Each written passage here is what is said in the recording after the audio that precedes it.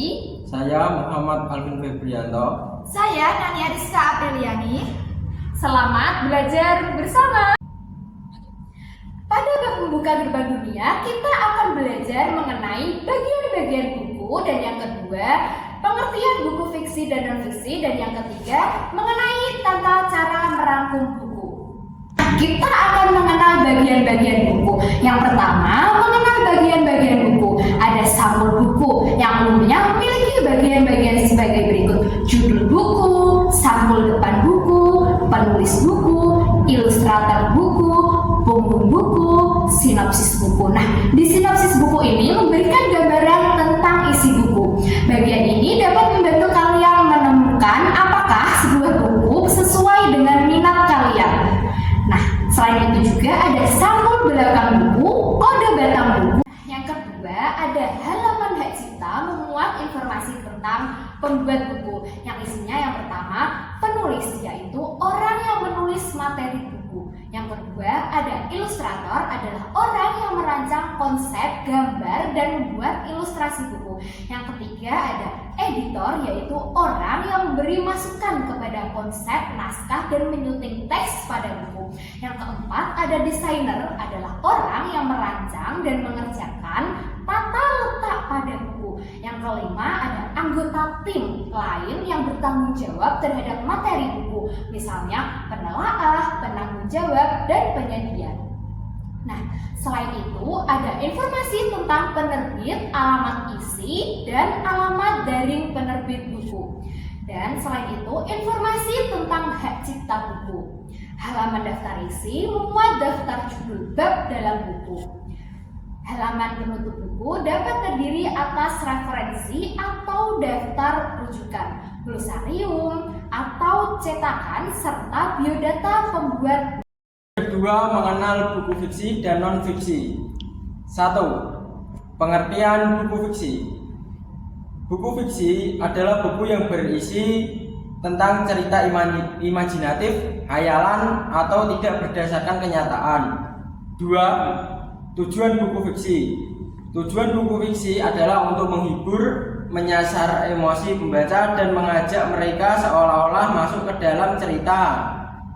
Yang ketiga, ciri-ciri buku fiksi. 1. Berisi cerita rekaan atau bersifat hayalan. Penulis menggunakan imajinasi mereka untuk bercerita dengan tema apapun. B. Ditulis dengan bahasa yang konotatif atau menggunakan majas. C. Tanpa kaidah yang baku, pemilihan diksi atau gaya penulisan bebas yang terkait pada aturan tertentu. D. Kebenarannya bersifat relatif. Contoh buku fiksi ada 4, yaitu 1. Cerita pendek, yang kedua novel, yang ketiga komik, dan yang keempat cerita bergambar. Yang kedua yaitu pengertian buku non-fiksi. Buku non-fiksi adalah buku yang dibuat berdasarkan fakta dan kenyataan. Isi dari buku non-fiksi adalah informasi, pengetahuan, atau wawasan.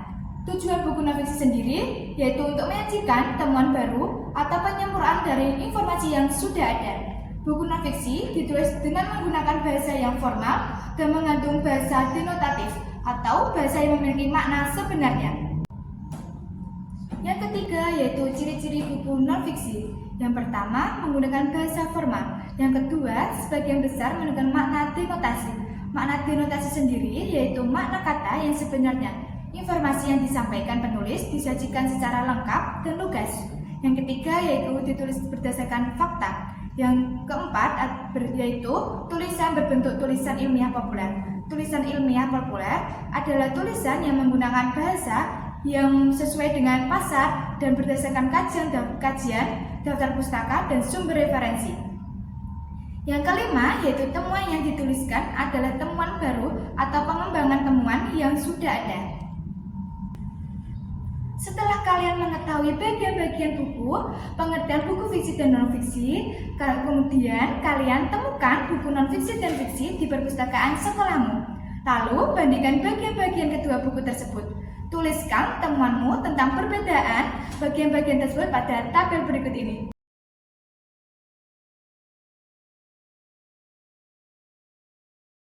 Kalian telah mengenal bagian-bagian sebuah buku. Selanjutnya, kalian akan diajak untuk memahami isi buku, karena hal ini pun merupakan salah satu keterampilan yang penting. Isi buku yang telah kalian pahami dapat kalian sajikan ulang dalam bentuk yang lebih ringkas. Ringkasan isi buku disebut rangkuman. Rangkuman bisa kalian dapatkan dengan cara membaca setiap bab dalam buku dengan seksama, lalu menemukan gagasan pokok atau hal-hal penting dalam bab tersebut. Untuk buku fiksi, gagasan pokok dapat ditemukan melalui peristiwa-peristiwa yang penting dalam alur cerita.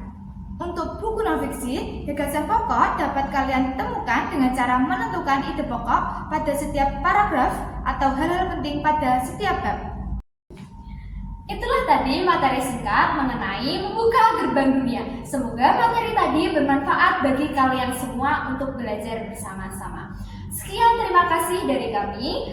Wassalamualaikum warahmatullahi wabarakatuh.